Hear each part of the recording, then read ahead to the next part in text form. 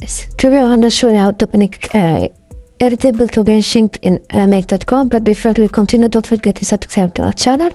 Now look into your Make.com account or head over to the left side bar, click on Scenarios, and click on Open Scenario Builder. And here you have to connect our Airtable to Mailchimp. So let's create a new book.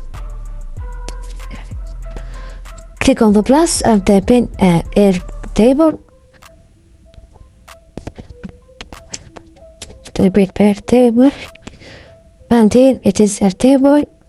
Select your record event, for example, watch records. So click on create connection. So connection tab is Airtable off or token or key. Select one of them, click on save. So open the connection tab to connect your Airtable account. Now just let's add the mail. Now here click on the plus button next to Airtable, click on add module, click on plus, and here type in, for example, Mailchimp to connect your Mailchimp account to Airtable. Select the Mailchimp event, for example, create a campaign or update a campaign or edit a campaign template. For example, I'm gonna select create a campaign.